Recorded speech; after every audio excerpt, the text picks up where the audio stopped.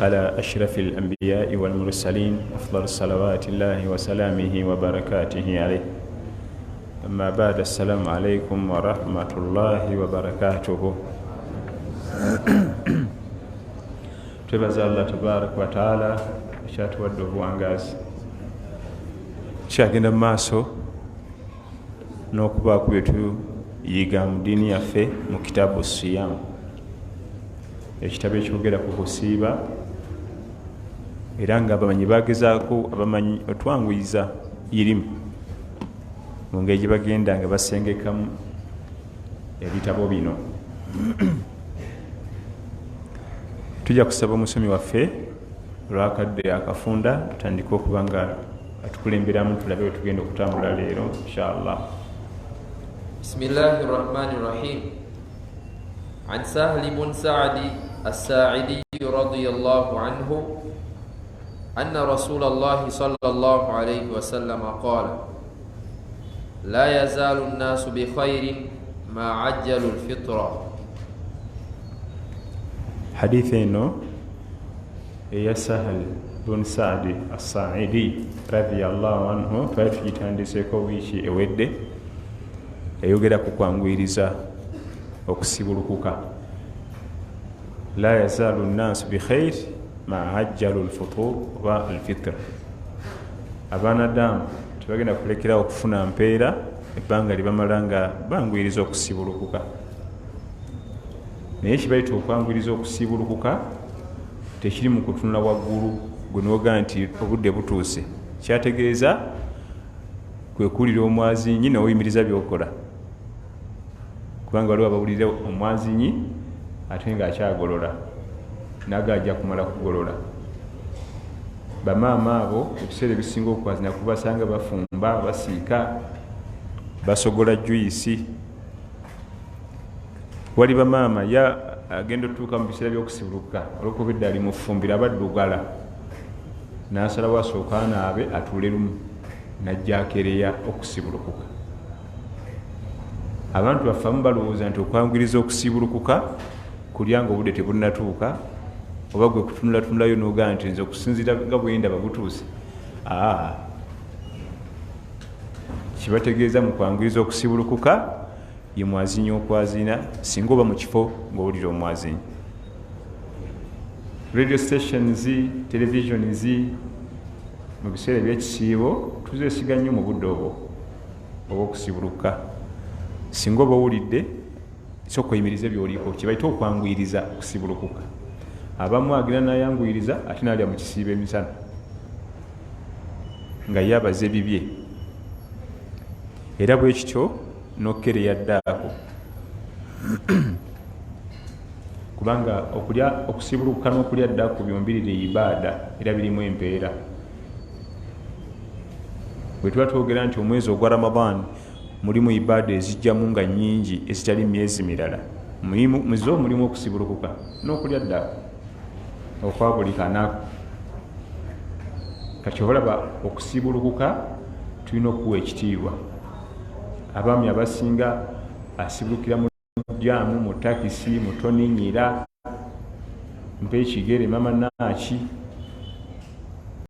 Okusibuluka kuwa ekitiibwa kubanga ibaada.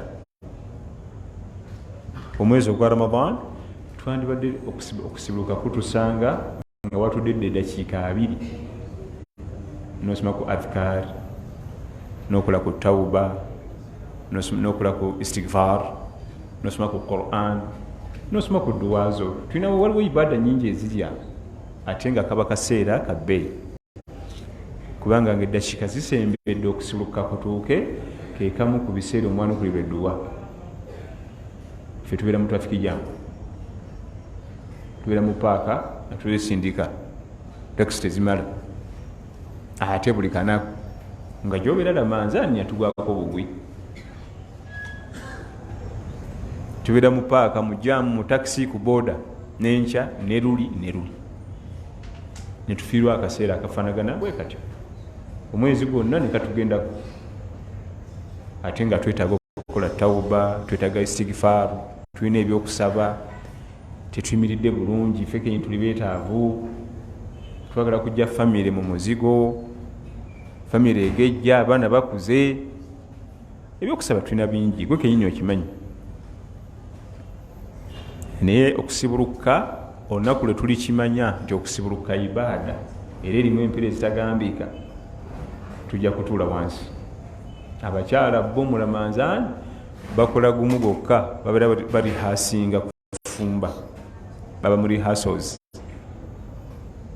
naddala mu famire nga nfunyi nga haja akasente wekali buli kimu bakisiika sumbusa mwogo omusiike lumondo omusiike ekyapati n'omubuuza omuntu yasiibye byonna ogenda biteekawo ebyo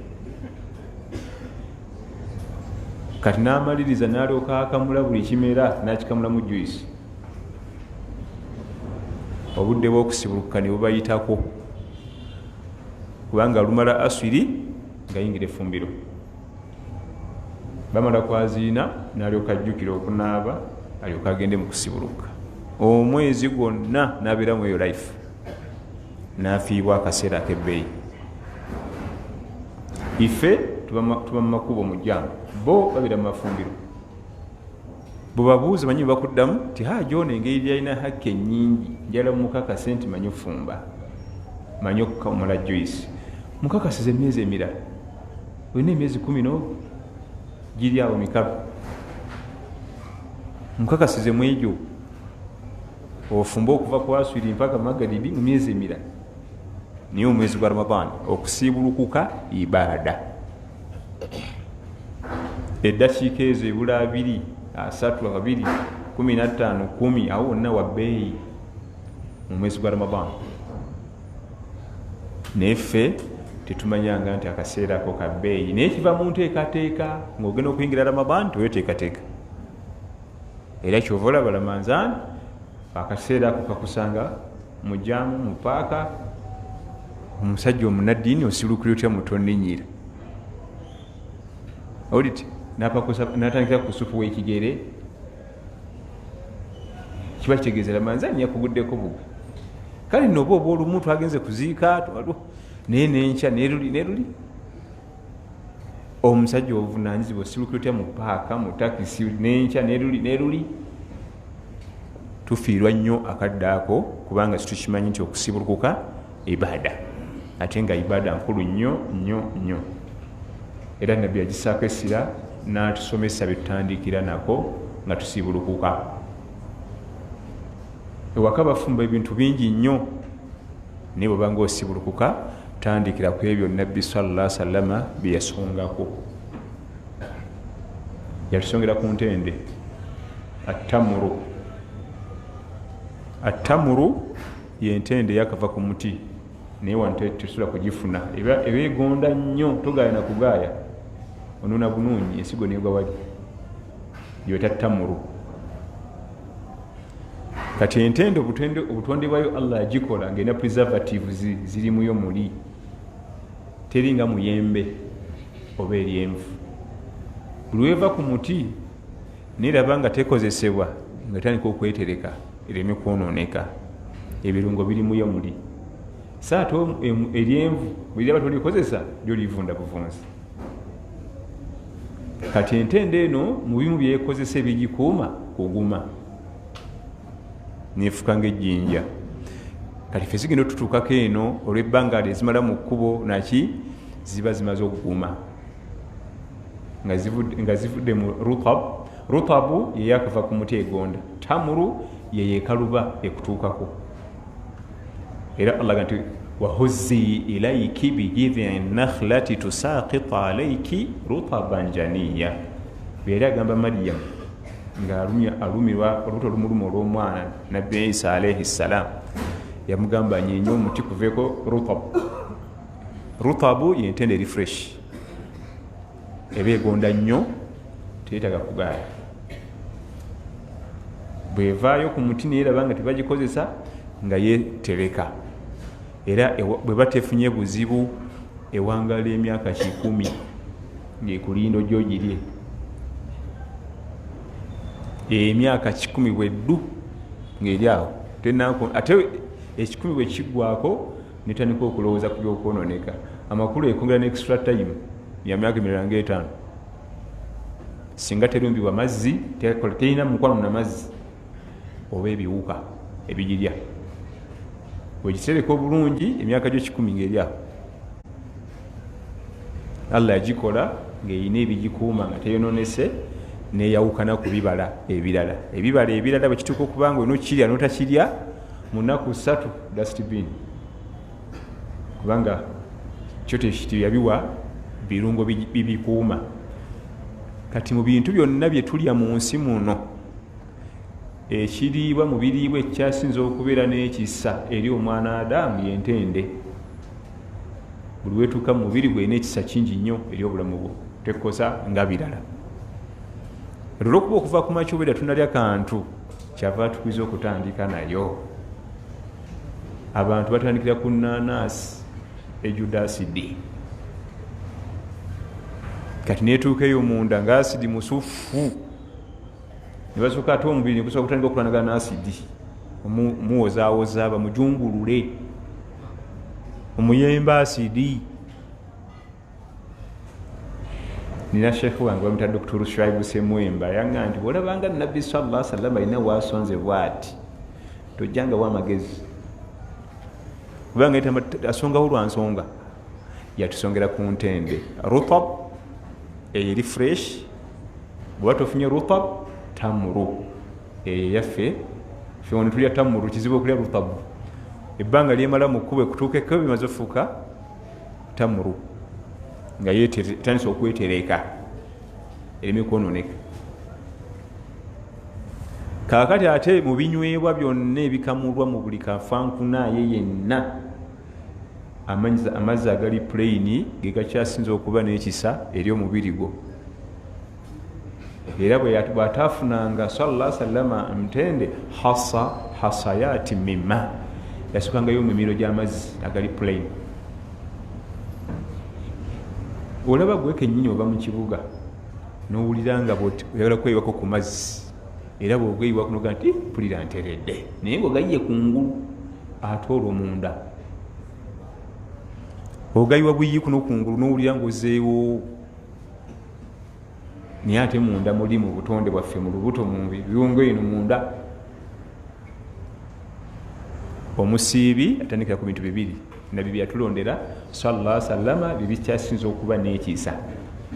Bw'omala ogenda ku bibyo lumonde w'omwokye ennyama ensiike iba naye mwana Adamu tasaaga. Wali wange najja nankumi ku muzikiti omwana ayokya ennyama niye oli olaba atandikira ku nnyama omukyo gukalubanga obudde n'asika. Sheikh omu Misiri yali medical doctor ate nga hafidhul Qur'an ate nga mufassir mukugu mu kuvunula yagamba nti eno aya singa twagitegeera waja'alna min alma'i kulla shay'in hayyin afala yu'minun obulamu obusinga nabuteeka mu mazzi eyo singa tugitegeera wandibadde otwala emyaka inshallah nga tolwadde. Obulamu bwa binadamu 75% mazzi olina kukendeza kulya oyongeza amazzi plain water gwe twogerako soogera ku juice jamani sina kwogera ku juice era nsinza kukubiriza muntu kunywa juice plain water yakyasinza okuba omugaso eri binadamu kubanga kyekyokunywa mu binywebwa byonna kyoyiwa mu biri munda ne gufuna emirembe. Ebirala okuleetera bizibu munda eyo olwa acid ezijjiramu chemicals endala ezijjiramu nga balina okusooka okukoleza abakozi basooke bazitereeze nga zijja kwonoona bajjemu kino bakiteekeri ekyobulabe bajjemu kino bakiteekeri Allah ninga ejja kula sisitimu ye muno mundamu babirengera nti tuzze daba byaweereza ne banguwa naye amazzi go gayitawo buyisi ate nga galimu minerals ez'omugaso mu mubiri gyaffe. Kati kyobalaba sallallahu alaihi wasallam mu kusibuluka yatusongera ku bintu bimeka bibiri. Entende mu byonna ebiriibwa ebiri mu duniya ntende, amazzi plain mu byonna ebinywebwa ebiri mu duniya. waja'alna min alma'i kulla shay'in hayyin afala yu'minun. omumanyi omu yatugamba nti singa abavubuka bakola ebintu bisatu ngoba byonna bizibu osobola byekwatako obuwangaazi bwo oyinza okuba biidhinihi tabaraka wataala wona endwadde nyingi. Ekisooka plain water nga tokombera ddala ku byakunywa birala bino byonna plain, ate ngaonywa mu bungi obulamu bwo bwonna. Bino bino bivaako ebisigadde. Ekyokubiri okubanga buli kanaku osoma empapula 10 plus, buli kanaku ng'osoma empapula 10 okudda waggulu. Amazzi gakuma bya health, okusoma empapula 10 okudda eri okuma bwongo bwo. Oyingire n'emyaka 10 naye ng'otegeranga wa 15 biidhinihi tabaraka wataala buli kanaku. Empapula ezisobola tuzimanyi Quran oba hadith oba fiqh 10 n'okudda waggulu buli kanaku. Ekyokusatu nga totunula ku bifaananyi bya buseegu. Aga nti oyingira n'emyaka 8 ng'olabika nga owa 3 nga totunula ku bifaananyi bya buseegu, kubanga ekimu ku bikaddiye abasajja feesi ezo ne zitandika okwefunyaafunya kutunula nnyo ku bifaananyi bya buseegu. Ate ku mulembe guno gwajja bagidde Allah tabaraka wataala yakola ngaekiwombereza ekyo kyofuna ng'olabye omukyala ayambadde obubi ku Facebook, WhatsApp, twala tugende kikosa, kubanga jjukira si wuwo wa haramu. Ate ekiwombereza ekyofuna ng'otunudde kuwa wa halaali ate eddagala kyo tekikosa. Weewunye nga feelings ezimu niye yayawukana Allah tabaraka wataala. Kyolaba omusajja ow'emmumbu akugamba newonya endwadde 8 n'alombojja ekikuubuko ekyomubyenda, ekikuubuko ekyomu maaso, ekikuubuko ekyomunyindo, n'atolontoka gunogana omusajja alimba bulimbi ono. Akakantu kamu kawonya ezo zonna. Feelings omuntu zafuna mu haramu zimu zennyini zafuna mu halaali zennyini, naye zino results ndala ne zino results ndala. Bigabo bitegereke. Ebyo ebintu bisatu: plain water, okusoma ennyo, n'okuba nga totunula ku bifaananyi bya buseegu, okuuma health eyo nga nnungi biidhinihi tabaraka wataala, siha ng'omubiri mulamu n'obwongo, so si mubiri gwokka nga gwe mulamu ng'ate obwongo waya tebigatta. Kati entende n'amazzi entende n'amazzi, ate kati entende wano waffe fedda tezali tezirabika, twazisanganga n'abasajja bazikirikale nga bajjanga muno, twabateeganga kuba balyako ntende. Tuma P2 P3 awo muzikirikale nga tulaba yajjanga n'entende, naye kati buli wamu abaana ku mizikiti mu supermarket bwamu weziri, ate temuva makka ennaku zino muwumula, osobola okugulawo entende zo eza okukozesa mu mwezi ogwa Ramadhan no shopping n'oteeka ntende natuzi. Sigoba muntu kujuyisibwe kubanga ate waliwo bitegeera obubi. Kakati olaba tujje kujuyisi, wallahi jamani batwagaza ki? Tukatubiza bulamu. Kati senza ngenzikoze nazirya ntya? Genda onywe juyisi wo, nze nkugamba bya Nabi Muhammad sallallahu alaihi wasallam. Nga tuna kuva ku kusiibulukuka tujja kukanulamu ku ddoboozi tewe kyakikolera. Mu biseera ebyokusiibulukuka mu mizikiti omwo mubaamu ebintu bingi ebyokulya. Ebimu byakusiibulukirako nga tunasala magaribi, ebimu byakusiibulukirako byakulya nga tumaze magaribi, piraawo. Oteekeddwa okuba nga weegendereza ng'olya ebintu ebyo. Oyinza okuba nga tolinako haqqi n'olyaza amanya. Ebintu ebyo babitirawo banaku batalina. Ebintu ebyo babiti omuceere gwolaba nga ku muzikiti mulamanzaani baguleetera banaku batalina. Weegendereze tolya ebintu bya mamasiikiini nga tolinako haqqi. Jamaani okusiiba olunaku n'olujja ku makya mpaka kawungeezi katemerero kawanvu, wandibadde weegendereza by'osiibulukirako. Era as-salafu salihin abatusookawo abalongoofu nga bwa Imaamu al-Bukhari, Imaamu Nawawi, nga tayinza kubanga zze mulamanzaani ku muzikiti n'asanga erusaniya kuliko entende ne meloni naki n'akwatako ajja neeyiye mu nsabo gyakakasa tiyo teriiko bibuuzo ojja kulya entende z'abaanaku ng'ozisibulukireko nga togwa mu kategori yaabwe. Kakasa wajoowa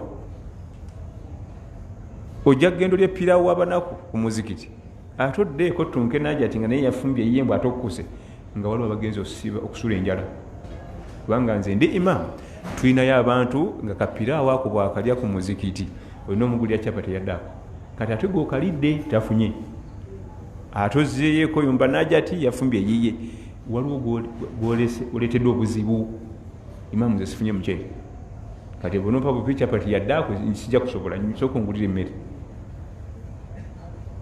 Weegendereze nnyo nnyo nnyo. Waliwo ensonga bbiri. Ensonga esooka awo akantu k'osooka okuteeka mu ttama nga basiibulukuse kakasa nti kuliko question marks. Kati ebyo byonna byonna biwona kagule ku ssente ze za boda zivuze abasomesa n'osimula n'ojjula ennoni okukoba otoola akantu k'osookayo mu ttama.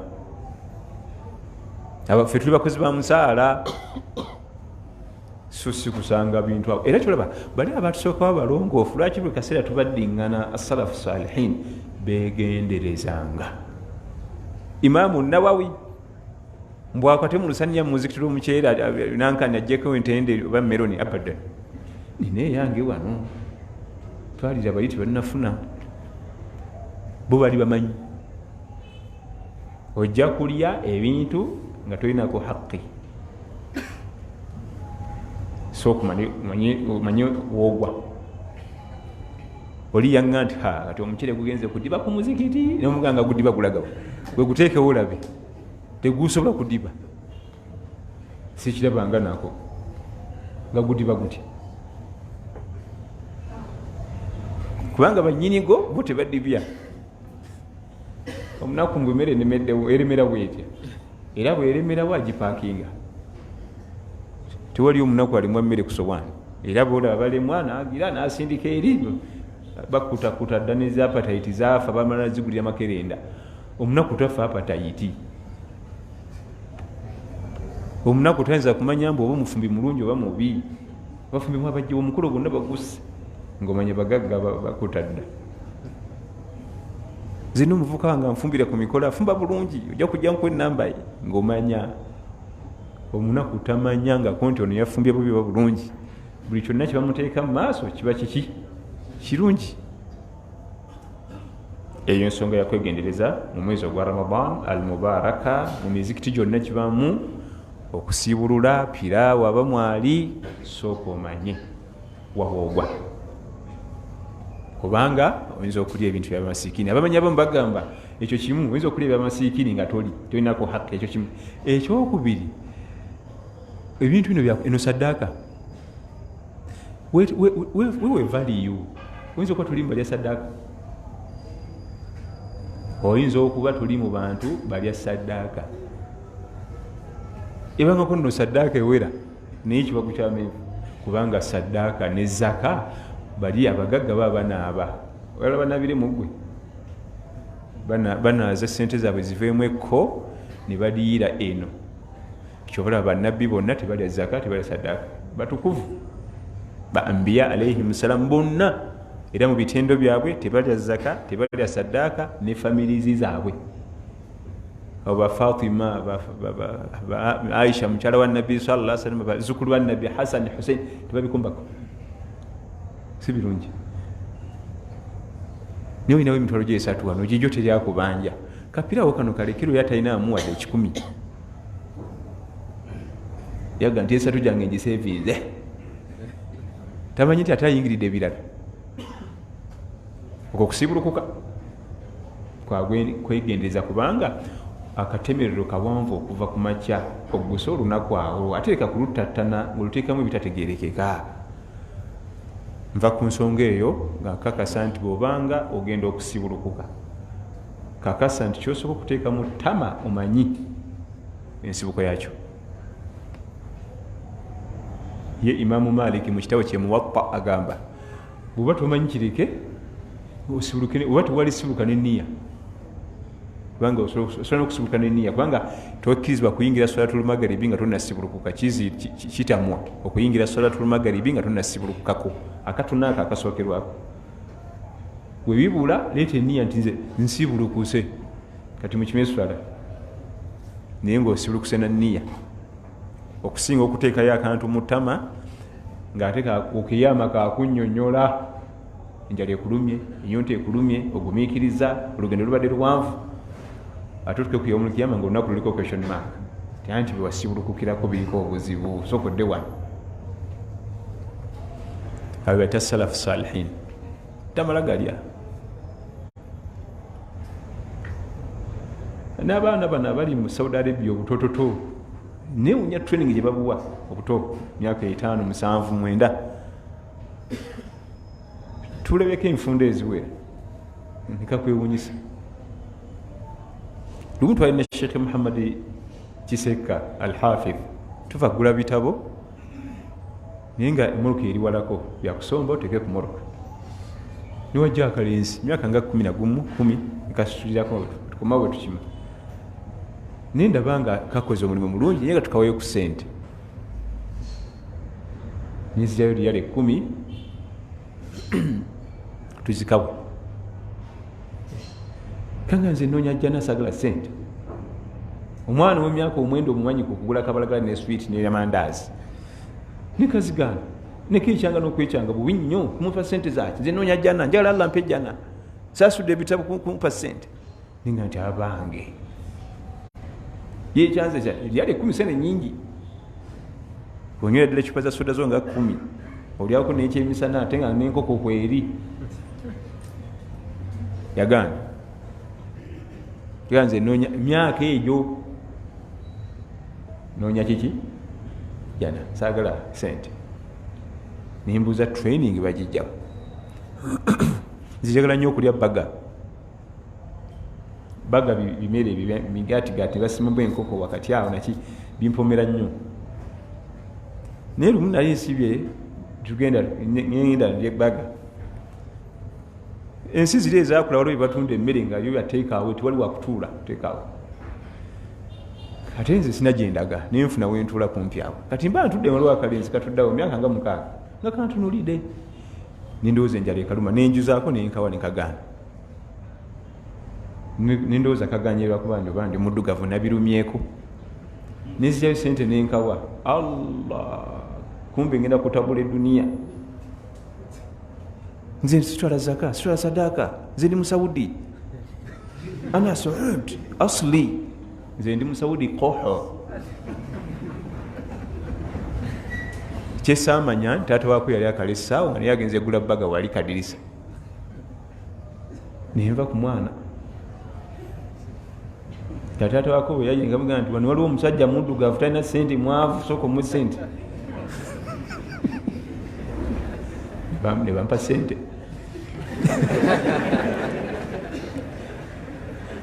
nembuuza bano abaana training bagibawa batya eyo myaka 6 wegwenjogera 6-7 owomusuubirira nti amagezi salina nnyo mangi yagana ekyokulya kati neyagala mwe sente ate yatabuka butabusa ate namanya nti eyo kalayo oteekeddwa okubanga muli mwanako n'omusajja bwe yajja teyanyeega naye nga tebaali tebamanyi nti manyi oluwarabu bakimanya kubanga saayogera ate ffe tubatawaanya nnyo bwosalawo okusirika tayinza kumanya nti olumanyi ne bampawayo kasente ne bagenda naye nze nayigamu nti abaana baabwe babatendeka ebintu ebyewunyisa nti saddaaka ezo zaka saddaaka bweba osobola okubona nga osobola bireka kikyandisinze kujjako ngaoli ku ziro abali ku ziro abo bebalina haki ku maali eyo abali ku ziro nga talina bufulumiro talina wakulaga so si kuwoza nze mulamanzaani nze ngenda ku muzikiti awo nensevinga esente zange mwezi mulamba sizikwatako ngenda ku muzikiti ensonga eyo yakwegendereza waliwo naye ekigambo ekigamba nti fe twazisonda tekirina buzibu naye manya nti olinako haqqi kubanga bumala ozisonda ziba tezikyali zammwe ziba zigenza ate mu klaasi ndala eyo ensonga bwetyo bwefaananyiddamu hadith عن سهل بن سعد الساعدي رضي الله عنه أن رسول الله صلى الله عليه وسلم قال لا يزال الناس بخير ما عجلوا الفطرة. نعم تقول عن عمر بن الخطاب رضي الله عنه قال قال رسول الله صلى الله عليه وسلم إذا أقبل الليل من هاهنا وأدبر النهار من هاهنا فقد أفطر الصائم. Bishalubanga lwa mindi jeno alabiseeko naye nga atukutemu owekitiibwa Umar ibn al-Khattabi saabalwanyi wa Nabi Muhammad sallallahu alayhi wasallama tatera kulabika ate mukama wa Abubakar Siddiq radiyallahu anhu alwirawo ddala okusanga nti eno hadithi Abubakar yatusomesa. Abubakar Siddiq abo balwawo okulabika naye tekitegeeza nti balina irimu balina naye tebasomesa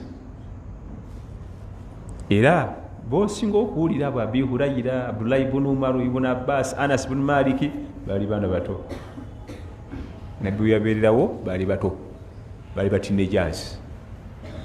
Then Nabbi we yavaawo bo ne bafuuka abasomesa. Ate ba Abubakari ba Umar radiyallahu anhum jamia Nabbi we yabeererawo bali bakulu. Nabbi we yavaawo ne bayingira administration. Kizibu nnyo okubeera mu administration eyo n'osomesa. Era olabirako Amirul Umma wano wakwata omuzindaalo tulina eddarasa egini tulina kuzimba amasomero kakati waliwo teekateeka kugira nankani twala kuzimba kifo naaliza mayiti atubulira bya ofiisi bye twakoze omwaka guli byetugenda okukola kati bakyeyo naye nga balyoka baddamu adisa ezo nga beesala akajegere kasi twengera administration kizibu okusomesa kubanga okutubulira ki ekigenda mu maaso mu umma.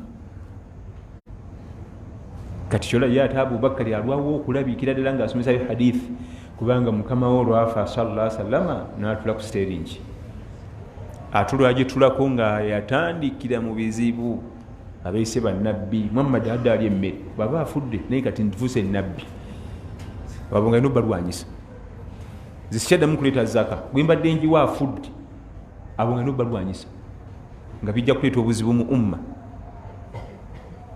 Kati bwe yayimukanga okuwa sipiiki mu ddalasa ng'eno kati eyadde eyita ennabbi egindi twamumaze naye waliwo gempulire mulala egindi naye ngenda mukolako abadde balese efujja okuzaka nabo ngenda bakolako ebyo nga babeera mu kwogera biri mu ofiisi. Abi Hurayra bo nga batambula eyo mu byalo okusomesa irimu tumubuuza bya ofiisi genda obibuuza Amiri tuli ffenna so tekitegeeza nti bali tebalina irimu nga era mu bonna abasinga ye Abubakar Siddiq radiyallahu anhu huwa shaykhuhum wa imamuhum wa khayruhum haqqan bila butulani.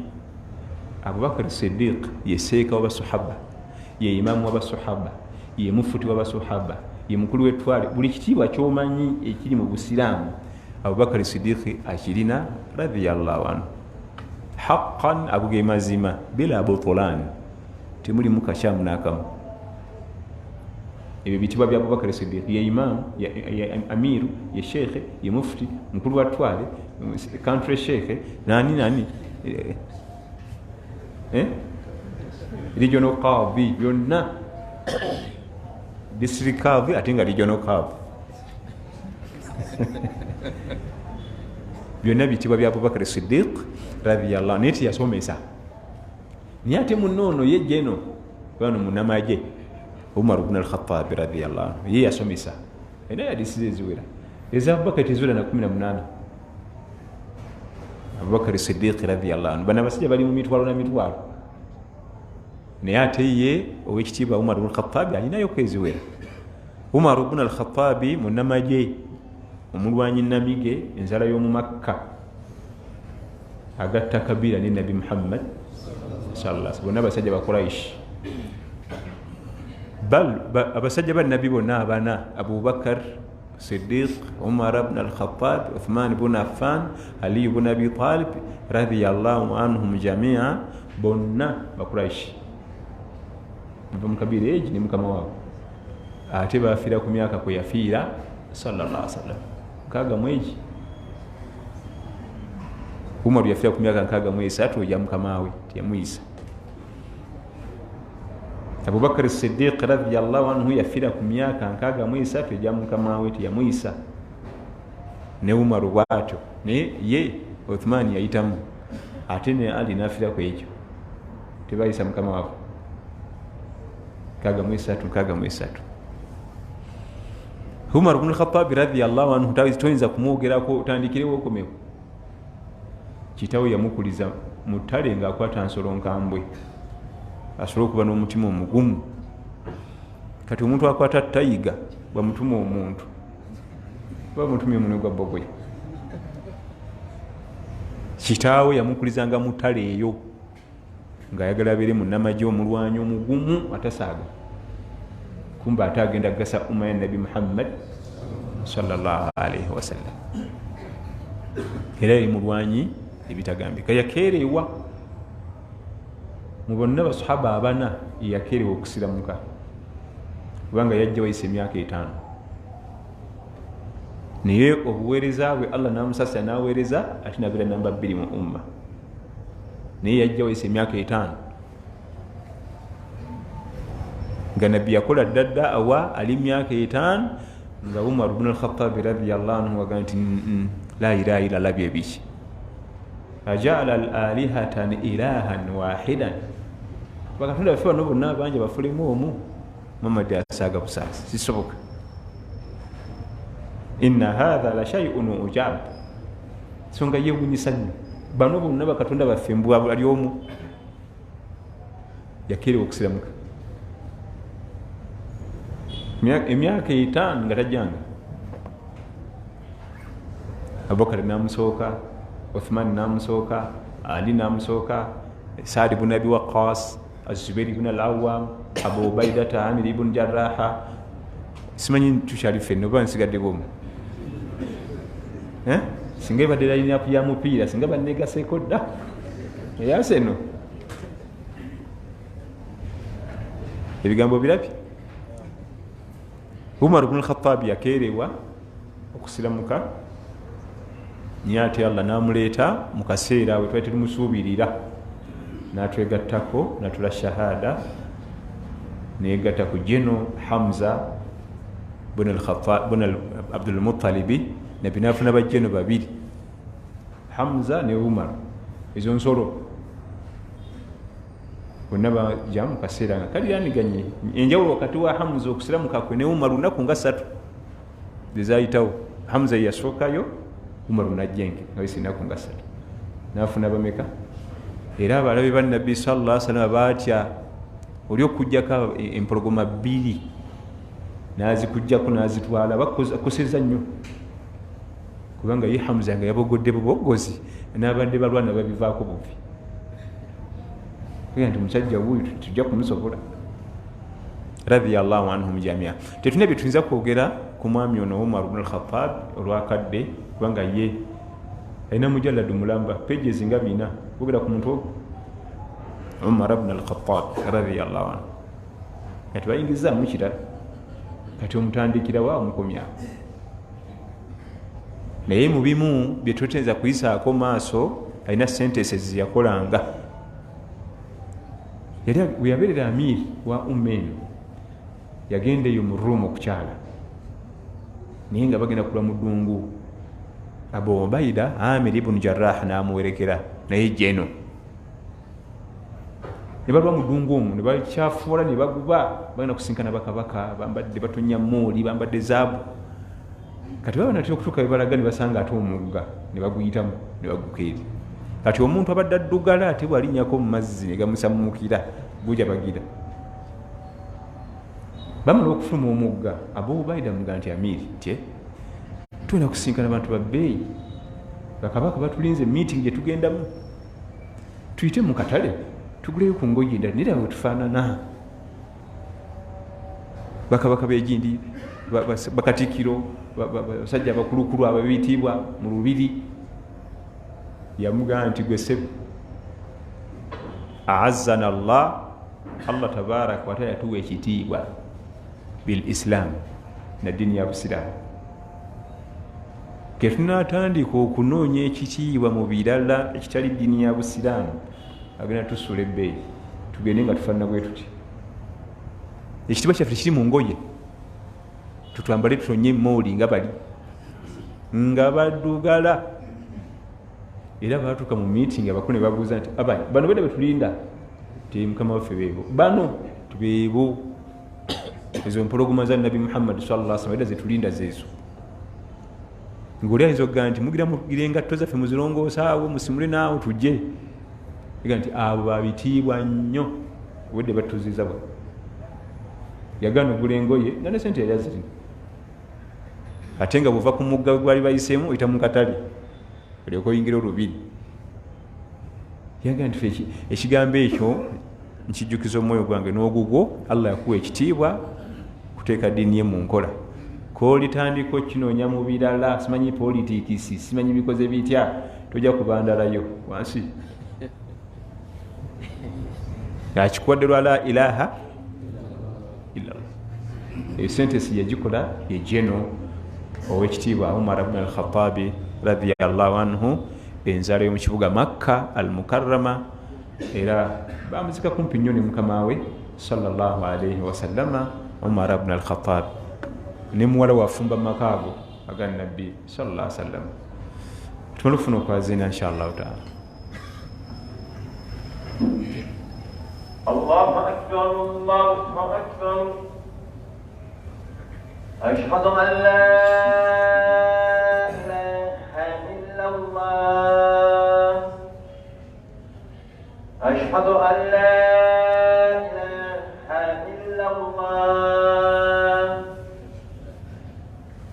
ashhadu anna muhammadan rasulullah ashhadu anna muhammadan rasulullah hayya ala salat hayya ala salat hayya ala falah hayya ala falah. Allahu akbar Allahu akbar la ilaha illallah.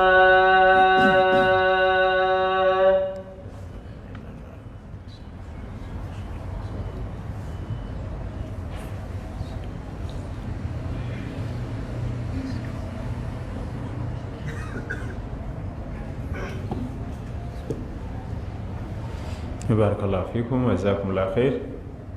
Twagaziye nnyo mu hadithi eri ey'okusiibuluka obudde obusigadde katugende mu ebibuuzo inshallah.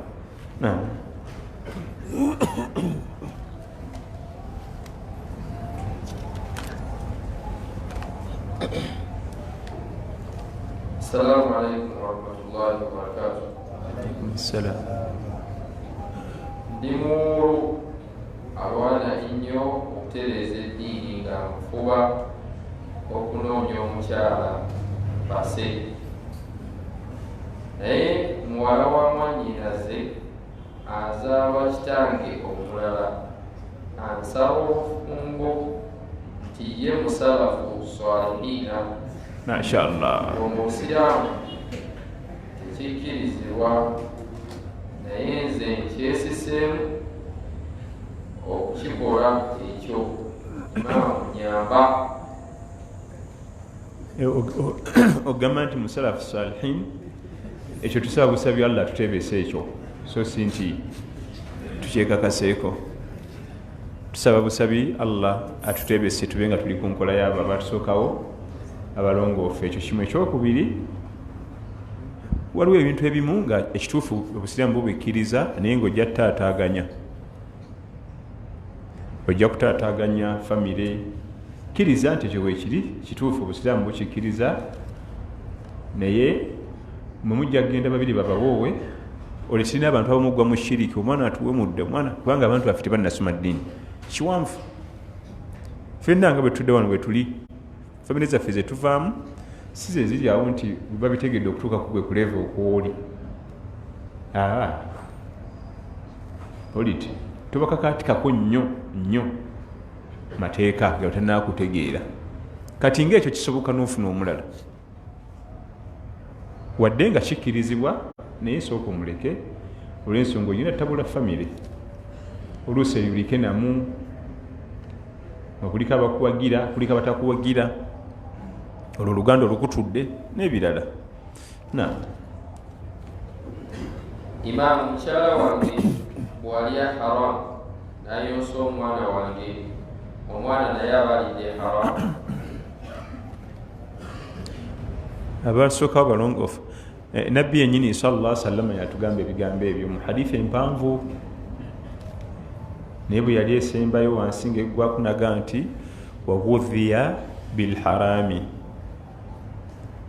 ثم ذكر الرجل يطيل السفر أشعث غبر يمد يديه إلى السماء يا رب ومطعمه حرام ومشربه حرام وملبسه حرام وغذي بالحرام فأنا يستجاب لذلك حديث mpanvu enajeva ni waliwo waga nti nabbi n'atumiza omuntu ali mu safaari naye mu byagamba ebyomutawaana ebyokulya bye bya haramu ebyokunywa bye bya haramu engoye zayambadde mwasabire edduwa Allah mwanukule za haramu ne bakadde be bamulerera ku haramu bamuliisanga haramu yasomeranga ku haramu yajjanjabibwanga ku haramu eyo hadithi ya mutawaana omwana wo mwagala nnyo alhamdulillah kigambo kya bbeeyi naye weegendereza ebyomuliisa weegendeze fiizi weziva renti bodde yonna nga bwogira bwayimiridde awo yakulira ku haramu fa anna yustajabu lidhalika ebyo bakita istifhamu inkaari nabbi abuuza atamwa oyo anaayanukulwa atya istifhamu inkaari oyo anaayanukulwa atya edduwa ne bazadde be bamukuliza ku haramu Imam al-Juwayni rahmatullahi alayhi rahmatan wasa bamita Imamu al-Haramayni yaliko imamu e Makka ate ne Madina imamu wa haramu Meka yali ananagira nnyo naye nga talina irimu aleruka nga tafubutuka irimu asula atudde naye nga ananagira kati bali mu session ya bibuuzo nga gye tulimu omwali yamwambalira naye gwe ssebo ku irimu nettakuba lwaki tosaba Allah notaddayo kunanagira bwotyo lwaki onanagira nnyo abantu ne banyiiga bamanyira baseeka baffe ate ye n'asanyuka nti akoze bulungi okubuuza ekibuuzo naga nti bwe nali omuto taata wange yagamba maama wange omwana wange tebamuwanga kyakulya kyonna wadde ekyokunywa okugjako nze byendeese lwaki njagala omwana wange ali halaali yekka anywe haramu anywe halaali njagala ali halaali anywe halaali nze nfuba okulanga byendeeta ebive walla simanyi kubanga nina byenjagaliza omwana wange abeere mumanyi aganyulwe mu irimu mugasa ayingire ejjana agase n'abalala kati mbulumu meidi asitula bebi agenda ku neighborhood yasanga banywa caayi ne bamusimba ekikopo bebi n'atandika okunywa amata taata najja akomawo n'alengera nga omutabani we bebi ali ku neighbor bamuwadde ekikopo kya caayi anywa n'ayingira enju n'abuuza omukyala omwana aluwa ti omwana ali bweru ne meidi okakasa wegenda olaba waali ne bamuyitayo n'amusonseka olugalo mu kamwa asobole okuzza caayi oli kati omwana omuto nga bwomumanya abalwana waliwo nerves yakosa mu kamwa omwo nekimuviirako okunanaagira naye yakakasa nti amata gonna nga bwe gagenzeemu gakomyewo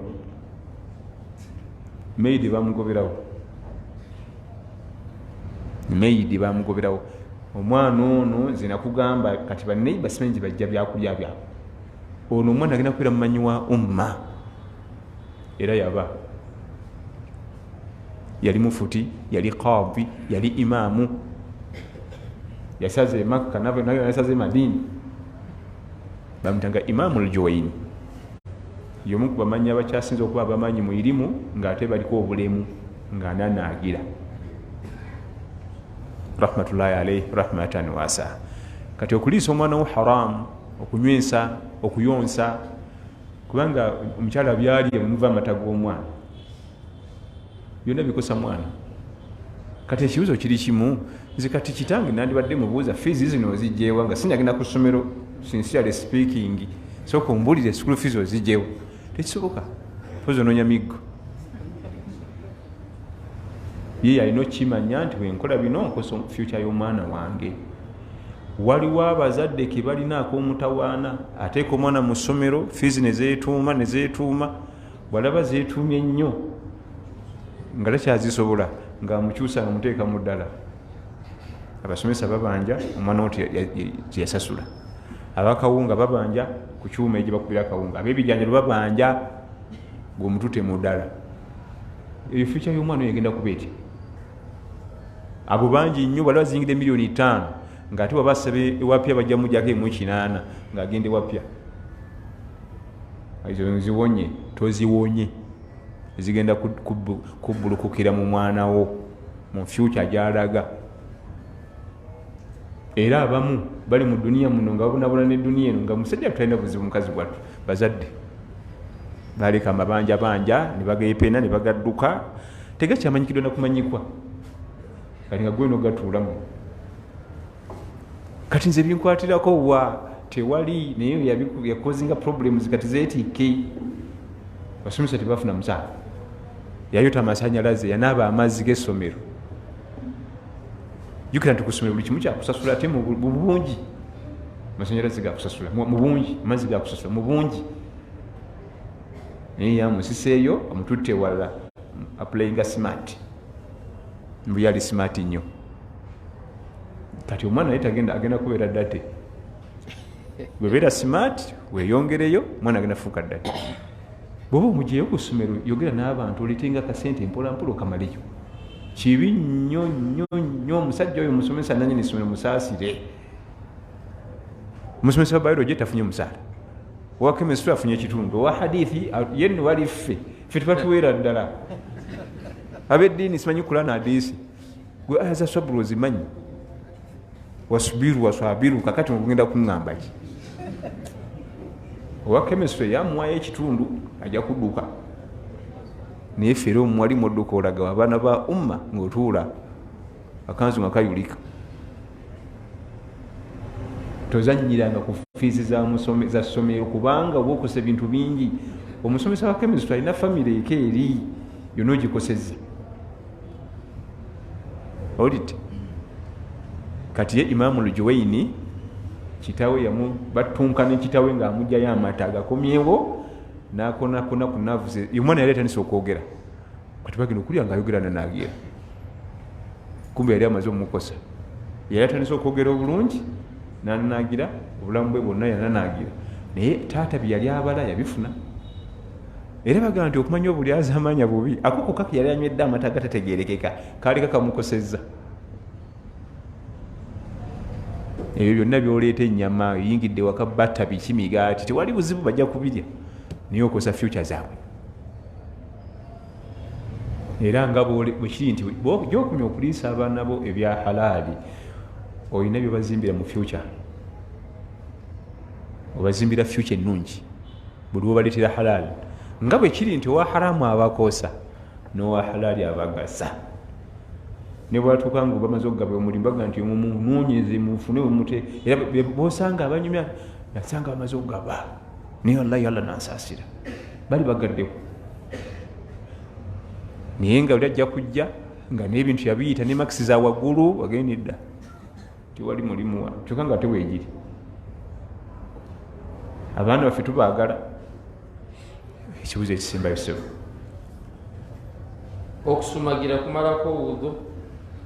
Nedda, okusumagira tekumalako wuzu. Mu hadithi ya Umar ibn al-Khattabi radiyallahu anhu eri mu Bukhari eri Muslimu, ne muno mumudamu eri nabbi sallallahu alaihi wasallam yalinga akuba otulo nga tebannasala isha nga bali mu muzikiti. Jjukira amaka gaali galiraanye masjidi. Basahaba ne batuula ne balinda ne basumagira ne batomera ebisenge ne bamenyeko ensingo. Kati lumu Umar ibn al-Khattabi yayimuka n'agenda n'amukonkona nti ya Rasulallah as-sala raqada an-nisa was-sibyan. Ya Rasulallah sala abakyala beebase n'abaana. Abakyala beebase n'abaana naye bannanga abasajja bali balina sayansi balina obwongwe. Abakyala betwalese eka batulinze tuddeyo beebase n'abaana baffe betwalese eka bakoze eki so sintu bali batuddawo mu masijidi balika batulinze swala eruddewo naye ng'omuziri gwonna guvamu amaloboozi ag'okufuluuta. Naye nga hadithi esinga okugera ku nsonga eyo nti innama alwudhuu ala man naama mutajia. Okusumagira tekumalaako wuzu n'okwebako otulo ng'otudde mu kifo kimu bwoti okumalako wuzu okujjako agalamira bwati yaba wuzu emweddeko kasi togalamira wansi naye oba otudde ng'onywedde ku ttaka osigaza wuzu. Wa fi baadhi riwaaya ate mu njogera ezimu nawmun amiq otulo otuwanvu tetumalako wuzu naye okusumagira tekumalako wuzu n'otulo twennyini ng'otudde oteredde tekumalako wuzu. Innama alwudhuu ala man naama mutajia. Mu hadithi emu nabbi agamba sallallahu alaihi wasallam omuntu eyebaka nga agalamidde wansi yaddayo n'afuna ki wuzu. Wa barakallahu fikum wa jazakumullah. Naam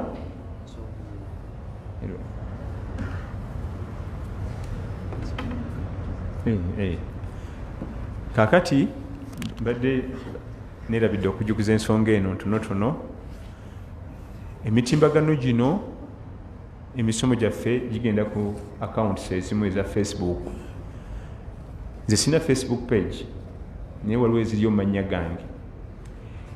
Kuliko emu Feraya yegiraninga, Feraya Zila Media yegiraninga, naye twafunye amawulire nti bazibba bange nti bazi hacking abaki ekikisi kimanyi. Kati bayinza ozikozesa mu bikyamu mu kusaba ssente na biki n'ofanage center iba ne dunia. Waliwo Facebook page eriko amannya gange n'ekifaananyi kyange nga nsibye ekitambaala. Kuliko ne ofanage center basonderako ssente ez'okulabira ba orphanies. Kyokka sine ba orphanies bendabirira. Nkimanya ntya buli bazimusaba wali naga nja zimuwa najja nankumbi tusisinkana ngali ntira ssente tiza ba orphanies bali bolabirira tibaluwa nandaga omukutu sina nekyemmanyaawo. Sina Facebook page kubanga nsiri ku Facebook era sijinako mukwano walillahi alhamdu. Waliwo Facebook page entuufu eri mu Thuraya bebagiraninga kubassa emisomo. Waliyo muwizi waffe muyita Hakimu Damulira atula Texas mu bazungu eyo yatukolerayo ekibanja kuliko emisomo. Kati nga bino byonna byetubyogeddwa wano yonna ateeka kuli ekyo nakyo kyaffe naye era yakiraninga siinaamu. Yaŋŋamba mbu anfula adimini nansaba ba email nimuga sirina nabivaako nti bwempa email yo nga nkufula adimini nimuga sina email ngikozese sina budde bwayo ngenda gibikuladde. Kati nakyo kituufu weekiri naye yakiraninga yatukolera ekyaffenna kuliko Dr. Adamu Senjala kuliko tuwera tuli bangi newabawo byakola nga byeyawulidde muntu omwomu kuliko emisomo gyonna kasitaba nga bakalikodinga kabakwekali ebyo byetumanyi ebirala ate ffe tusaba ssente bwe bakusuulira nti ssente siffe abo bagezi ba mu kibuga ate nga munaye muzibawa kati nobuuza .com atugasa nomulembe gwa .com tuli bagezi nnyo nga buli mufera atukubba buli mufera ajjatubba buli mufera ajjatubba kirina ofanage center neegi